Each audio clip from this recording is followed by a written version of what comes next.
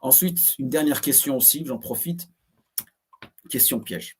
On retrouve aussi dans les médias, c'est on te pose cette question: «Est-ce que tu es français?» D'accord? Donc tu lui dis: «Oui».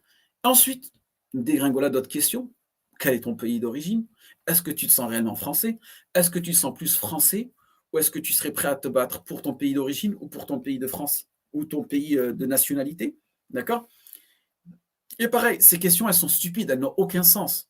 Car si on se réfère à la loi, au droit, lorsque tu es français, c'est un droit, d'accord? Tu es français de différentes manières. Ça peut être par affiliation, parce que tes parents sont français.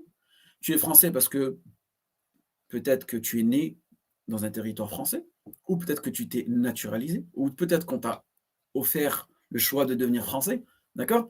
Donc, lorsqu'on te pose cette question-là, tu es français, point barre, d'accord?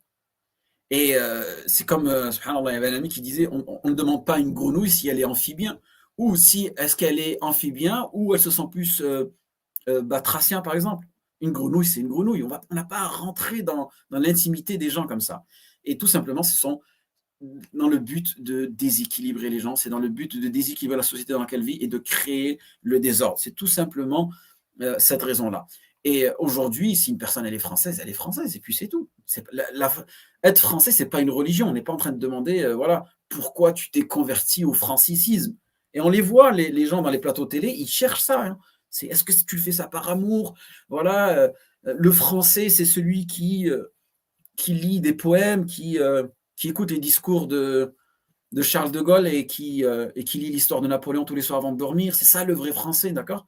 Et moi, je connais beaucoup de Français, donc ça rentre dans les catégories, même des Français, comme on peut dire ça, de souche, qui n'aiment pas la France.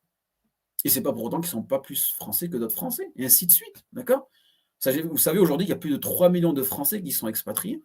Donc moi, j'ai été souvent expatrié, j'ai rencontré beaucoup de Français à l'extérieur.